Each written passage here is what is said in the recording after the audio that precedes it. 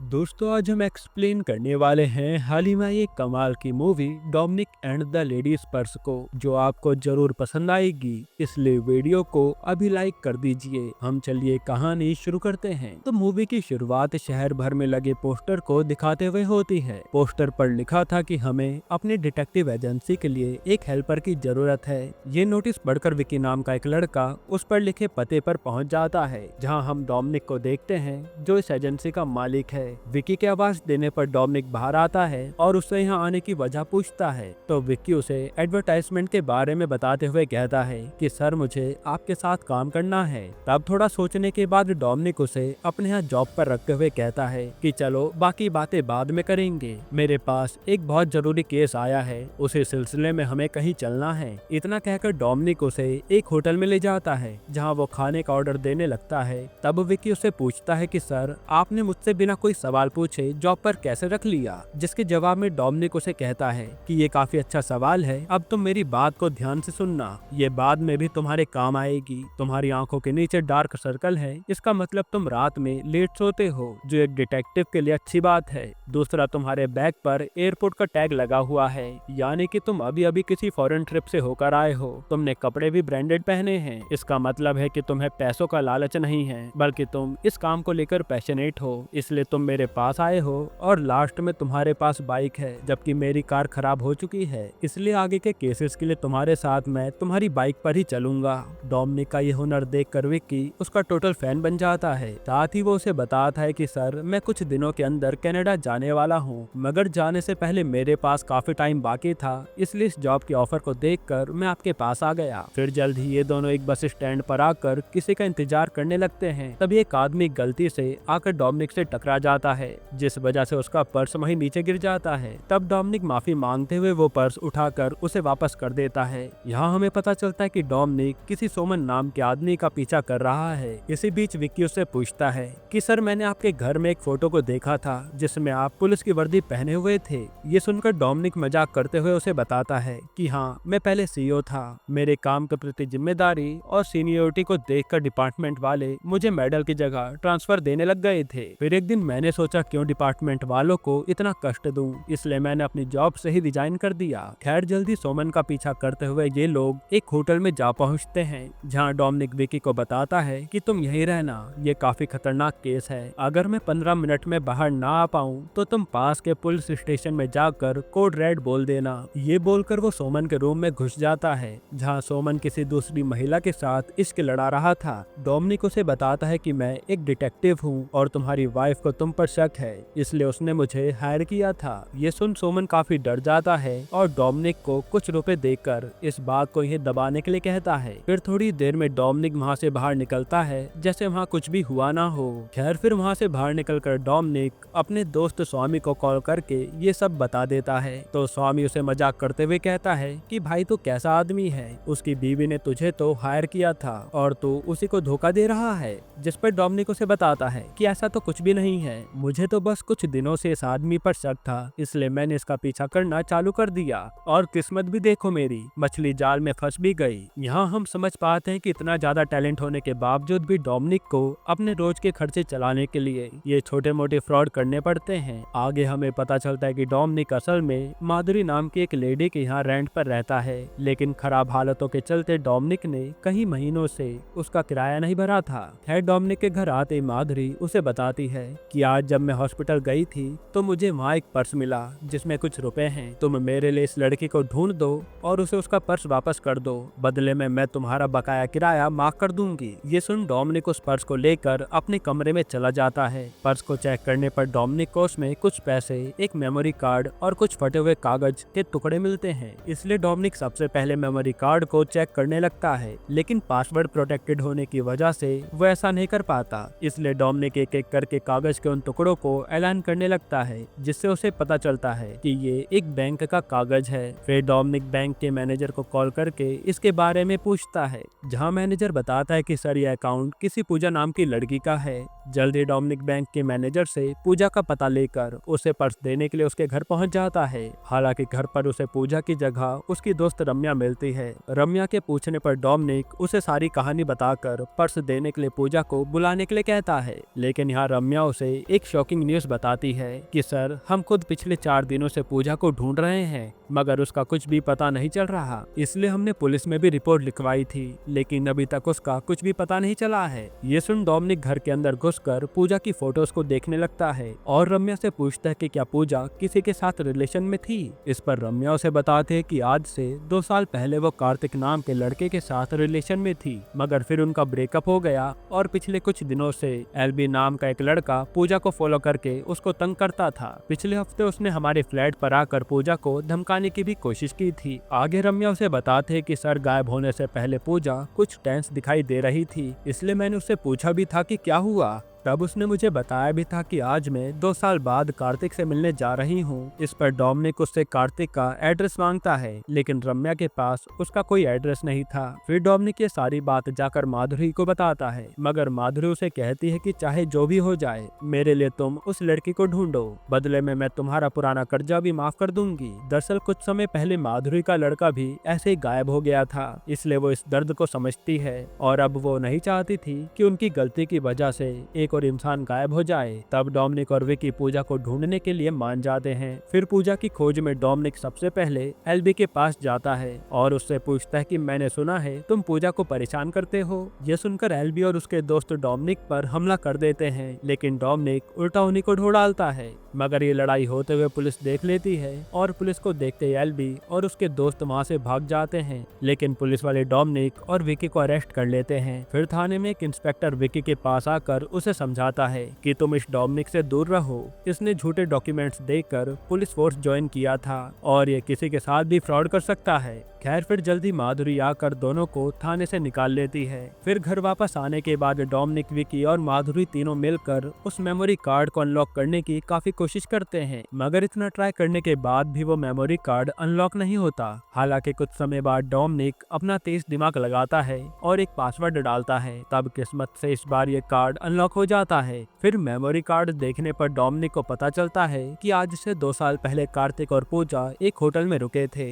ये देख डोमिनिक रम्या को कॉल करके इसके बारे में पूछता है, जहां रम्या उसे बताते हैं कि हाँ सर, 2 साल पहले 31 दिसंबर को कार्तिक और पूजा एक छोटी सी ट्रिप पर गए थे और उसी ट्रिप के बाद से दोनों का ब्रेकअप हो गया था। दरअसल पूजा को कार्तिक की अलमारी में एक बहुत ही महंगी साड़ी मिली थी जिसके बारे में कभी कार्तिक ने उसे नहीं बताया था और फिर पूजा को कार्तिक पर शक हुआ और इनके बीच झगड़ा होने लगा, जिसके बाद ये दोनों अलग हो गए। अब डोमिनिक विकी से कहता है कि ऐसा क्या हुआ होगा जो पूजा 2 साल बाद विकी से मिलने जा रही थी। ये सब जानने के लिए हमें पहले कार्तिक का पता करना होगा। फिर बड़ी मुश्किल से डोमिनिक और विकी कार्तिक का एड्रेस पता करके उसके गांव पहुंच जाते हैं, जहां पहुंचकर इनकी मुलाकात कार्तिक की बहन नंदिता से होती है। नंदिता पेशे से एक क्लासिक डांसर थी। जब डोमिनिक नंदिता से कार्तिक के बारे में पूछता है तो नंदिता उसे एक शॉकिंग बात बताती है। दरअसल उसका भाई कार्तिक 2 साल से गायब है। वो बताती है कि जब कार्तिक यहाँ पर था तब मैं कोलकाता में क्लासिकल डांस सीख रही थी, लेकिन जैसे मुझे कार्तिक के गायब होने की खबर मिली तब से मैं उसका इंतजार कर रही हूँ।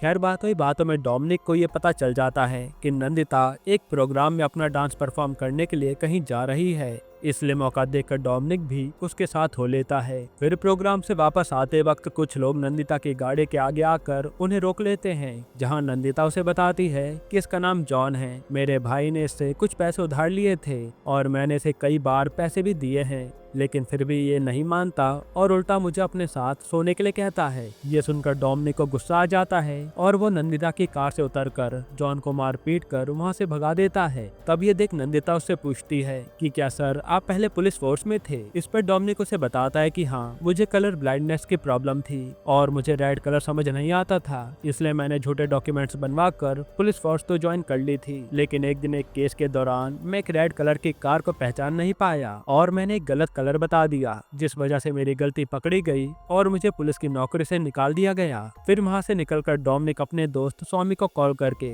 2 नंबर ट्रैक करने के लिए कहता है। इसके बाद डोमिनिक, विकी और माधुरी तीनों मिलकर सोच रहे होते हैं कि पूजा और कार्तिक के मिसिंग केस में कुछ तो कनेक्शन है, इसलिए इस बात का पता करने के लिए डोमिनिक और विकी कार्तिक के ऑफिस पहुंचकर उसके बॉस प्रकाश से मिलते हैं। प्रकाश उन्हें बताता है कि कार्तिक एक बहुत ही ईमानदार इंसान था। एक्चुअली सर, हमारा एक NGO है जो ऐसे गरीब लोगों की मदद करता है जो अपने लॉयर की फीस देने के लायक ना हो। कार्तिक हमारे यहाँ बहुत अच्छा काम कर रहा था, लेकिन पता नहीं क्यों 31 दिसंबर को वो रिजाइन देकर चला गया और तब से आज तक हम दोनों की कभी बात नहीं हुई। तब यहाँ से डोमिनिक उस जगह पर जाता है जहाँ कार्तिक पहले रहा करता था और उसके मकान मालिक से उसके बारे में पूछने पर वो बताता है कि सर, आज से 2 साल पहले 31 दिसंबर के दिन जब कार्तिक घर छोड़कर गया था तब मेरी आंखों का ऑपरेशन हुआ था। इस वजह से मुझे कुछ साफ दिखाई नहीं दे रहा था, मगर मुझे इतना याद है कि उसके जाने के बाद 1 जनवरी को एक लड़की उसके यहाँ आई थी और उसका सारा सामान भर कर यहाँ से ले गई थी। तब डोमिनिक नंदिता को कॉल करके पूछता है कि क्या तुम कार्तिक के घर गई थी, जिस पर वो मना कर देती है। खैर, तभी विकी उसे बताता है कि सर, हो सकता है कि वो कार्तिक की दूसरी गर्लफ्रेंड हो जिसके लिए उसने वो साड़ी खरीदी थी। तब डोमिनिक कुछ सोचकर उसे कहता है कि ये हो तो सकता है, लेकिन मेरा दिमाग कुछ और कहने की कोशिश कर रहा है। डोमिनिक उसे बताता है कि ये भी तो हो सकता है कि उस समय कार्तिक जिन केसेस पर काम कर रहा हो उनमें से किसी का ही हाथ हो इसमें। इसलिए ये दोनों इसी बात का पता करने में लग जाते हैं कि उस समय कार्तिक किसके केस को हैंडल कर रहा था। खैर, फिर जल्दी कार्तिक के बॉस प्रकाश की मदद से उन्हें पता चल जाता है कि उस समय कार्तिक 3 केसेस पर काम कर रहा था। वो 3 केसेस टॉनी, संजय और इब्राहिम के थे। तब डोमिनिक कहता है कि हमें पता करना होगा कि कहीं ये सब इनका करा धरा तो नहीं है। इसी बीच डोमिनिक को पता चलता है कि कार्तिक का मामा तमिलनाडु में रहता है, इसलिए वो तमिलनाडु पहुंचकर उसके मामा को ढूंढने लगता है। मगर एक आदमी से उसे पता चलता है कि कार्तिक का मामा अभी आउट ऑफ टाउन है, इसलिए डोमिनिक उसे अपना नंबर देकर कार्तिक के मामा के आते ही उसे कॉल करने के लिए कहता है। इसी बीच विकी डोमिनिक को कॉल करके बताता है कि सर, जब मैंने संजय और इब्राहिम को कार्तिक का मिसिंग पोस्टर दिखाया तो उनके चेहरे के एक्सप्रेशन बिल्कुल नॉर्मल थे, इसलिए डोमिनिक उसे टॉनी से मिलाने के लिए कहता है। जिस पर विकी उसे बताता है कि सर, मैंने पता किया था मगर टॉनी अभी इंडिया में नहीं है, वो कल इंडिया वापस आ जाएगा। फिर अगले दिन डोमिनिक और विकी दोनों टॉनी से मिलने जाते हैं और इन्होंने पहले टॉनी के घर के बाहर कार्तिक का मिसिंग पोस्टर लगा दिया था, जिसे देख टॉनी एकदम से आग बबूला हो जाता है। उसके एक्सप्रेशन से डोमिनिक समझ जाता है कि दाल में कुछ तो काला है। फिर जल्दी नंदिता डोमिनिक के घर आकर उसे कार्तिक के केस के बारे में पूछने लगती है। इसी बीच कुछ गुंडे आकर डोमिनिक को मारते हुए धमकी देते हैं कि पुराने केस मत खोलो वरना तुम्हें भी दबा दिया जाएगा, पर डोमिनिक को तो इस बात से कोई फर्क नहीं पड़ता। फिर कुछ ही देर बाद टॉनी भी उसे कॉल करके धमकी देता है, जिससे डोमिनिक को ये कंफर्म हो जाता है कि टॉनी का हाथ भी इन सब के पीछे है। इसके बाद डोमिनिक और विकी प्रकाश से मिलने उसके ऑफिस जाते हैं, लेकिन प्रकाश के न होने की वजह से ये दोनों उसका वेट करने लगते हैं। तब बैठे बैठे डोमिनिक प्रकाश का इंस्टाग्राम चेक करता है, जहाँ उसे पता चलता है कि 31 दिसंबर की फोटो में प्रकाश एकदम ठीक है, लेकिन 1 जनवरी वाली फोटो में उसको चोट लगी हुई है। ये देख डोमिनिक तुरंत विकी के साथ पूजा की माँ से मिलने के लिए चला जाता है। वहाँ डोमिनिक पूजा की माँ से पूछता है कि क्या गायब होने से पहले पूजा ने आपको कुछ बताया था, जिस पर उसकी माँ कहते कि हमारी बात मैसेज पर हो जाया करती थी। जब मेरी आखिरी बार उससे बात हुई थी तब उसने मुझे यही बताया था कि मैं अभी एक बस स्टॉप पर हूँ। ये सुन डोमिनिक उसे वही पर्स निकाल कर देता है जो उसे माधुरी ने दिया था। यहाँ डोमिनिक एक और शॉकिंग चीज रिवील करता है कि जो आदमी उससे बस स्टॉप पर टकराया था वो असल में एक चोर था। पर्स चोरी करने के बाद वो एक हॉस्पिटल में गया, जहाँ उसने पर्स से मोबाइल निकाल कर उसे वहीं छोड़ दिया था और ये बाद में माधुरी को मिल गया था। खैर, अगले दिन डोमिनिक और विकी दोनों प्रकाश को एक हनी ट्रैप में फंसाकर एक जगह पर बुलाते हैं, जहाँ एक डमी गन की मदद से डोमिनिक उसको डराते हुए बताता है कि मैंने तुम्हारा इंस्टाग्राम को चेक किया था, 31 दिसंबर को तो तुम्हारे कोई चोट नहीं लगी थी, मगर 1 जनवरी को तुम्हारे सर पर चोट थी। ये सब कहकर डोमिनिक उससे कार्तिक के बारे में पूछने लगता है। तब प्रकाश डर के मारे सच बताने के लिए रेडी हो जाता है और यहाँ से सीन फ्लैशबैक में जाता है, जहाँ न्यू ईयर पार्टी करने के लिए प्रकाश और टोनी एक जगह पर इकट्ठा हुए थे। जल्दी उस पार्टी में कार्तिक भी आ जाता है, जो इन दोनों को साथ में देख लेता है। तब कार्तिक समझ जाता है कि एक तरफ तो प्रकाश की एनजीओ टोनी के खिलाफ केस लड़ रही है, वहीं दूसरी तरफ ये प्रकाश उसी के साथ पार्टी कर रहा है। इससे कार्तिक समझ जाता है कि प्रकाश इस टोनी के हाथों बिक गया है। दरअसल यहाँ आने से पहले प्रकाश ने कार्तिक को टोनी वाली फाइल्स को यहाँ लाने के लिए कहा था, लेकिन अब वो ये फाइल्स इन दोनों को नहीं देता बल्कि अपनी अपनी बाइक लेकर वहाँ से भागने लगता है। ये देख टोनी और प्रकाश भी उसका पीछा करते हैं। इसी बीच टोनी की कार कार्तिक के बाइक से टकरा जाती है, जिससे उसकी गाड़ी पास के तालाब में गिरती है और प्रकाश के सर पर वो चोट भी इसी केस के दौरान लगी थी। फिर प्रकाश की सारी बातें सुनकर डोमिनिक पुलिस को बुलाकर उसको पुलिस के हवाले कर देता है और उसके बयान की मदद से तालाब में एक सर्च ऑपरेशन चालू कर देता है। वहीं पास में नंदिता का घर होने की वजह से डोमिनिक ये सारी बातें नंदिता को भी बता देता है और आज कार्तिक का बर्थडे होता है, इसलिए नंदिता ने उसके लिए खीर बनाई थी। हालांकि ये खबर सुनते ही वो फूट फूट कर रोने लगती है। दूसरी तरफ कुछ देर सर्च करने के बाद पुलिस को वहाँ कार्तिक की बाइक के साथ साथ एक बोरे में किसी की लाश भी मिलती है। तब डोमिनिक श्योर था कि हो ना हो इस बोरे में कार्तिक की ही लाश होगी, लेकिन बैग खोलने पर सबकी आंखें फटी की फटी रह जाती हैं, क्योंकि उसमें कार्तिक की नहीं बल्कि पूजा की लाश थी। फिर जल्दी डोमिनिक का दोस्त स्वामी उसे बताता है कि तुमने जो 2 नंबर मुझे भेजे थे मैंने उन्हें ट्रैक कर लिया है, लेकिन उन दोनों नंबर के बीच कोई भी बातचीत नहीं हुई है। लेकिन एक बात है, इनमें से जब एक नंबर बंद हुआ तब जाकर दूसरा नंबर चालू हुआ था। ये सुन डोमिनिक पूजा की माँ को कॉल करके उनके बीच हुई सभी बातों की चैट को अपने मोबाइल पर मंगवा लेता है, जिनमें नंदिता के कुछ वीडियोस और फोटोज भी होते हैं। तब डोमिनिक को याद आता है कि नंदिता ने उसे बताया था कि वो कभी पूजा से नहीं मिली है। फिर उसके मोबाइल पर नंदिता की फोटोज और वीडियोस कैसे आए, यही बात कंफर्म करने के लिए डोमिनिक एक बार फिर नंदिता से मिलने के लिए उसके घर आता है, जहां वो एक काम करने वाले आदमी से पूजा की फोटो दिखाकर उसके बारे में पूछता है कि क्या इस लड़की को तुमने कहीं देखा है। ये देखकर वो आदमी घबराते हुए बताता है कि नहीं सर, मैंने तो इसे कभी नहीं देखा, ये लड़की यहाँ तो कभी नहीं आई।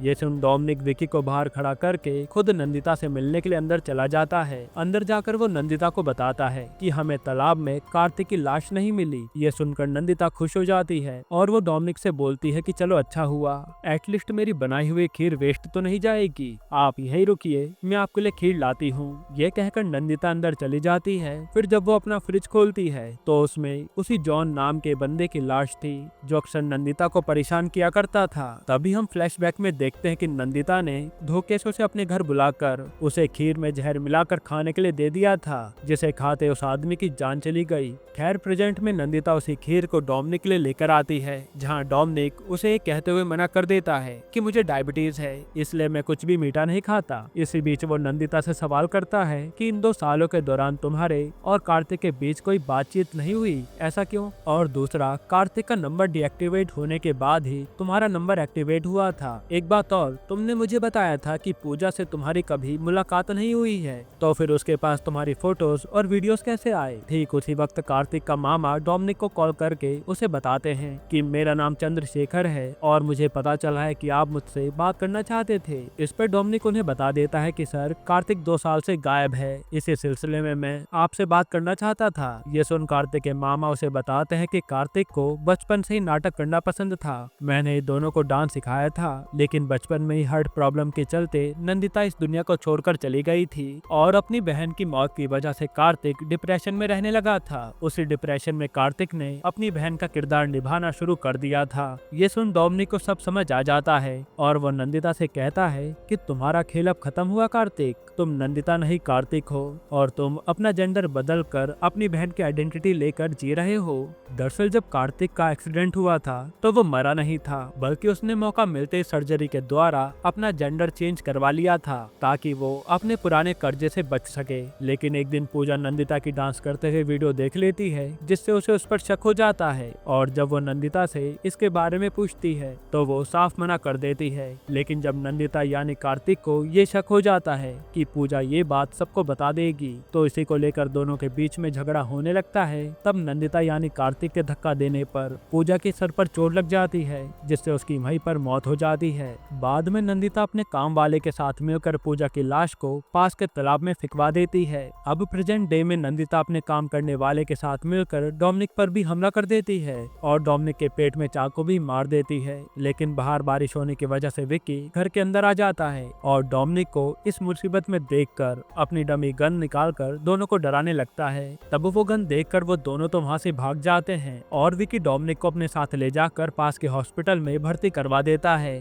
फिर वो पुलिस को जाकर बोलता है कॉड रेड। ये सुनकर पुलिस वाले आसपास के एरिया की नाकाबंदी कर देते हैं, जिस वजह से जल्द ही नंदिता यानी कार्तिक और उसका साथी पकड़ा जाता है। यानी कि डोमिनिक ने ये केस सॉल्व कर दिया था और डोमिनिक की जान भी बच जाती है। यहीं पर ये मूवी खत्म होती है। दोस्तों, आपको ये मूवी कैसी लगी हमें कमेंट में जरूर बताइएगा, और इसके अलावा आप कौन सी मूवी का एक्सप्लेनेशन चाहते हैं वो भी कमेंट कीजिएगा। बाकी अगर आपको हाल ही में आई एक कमाल की मूवी देखनी है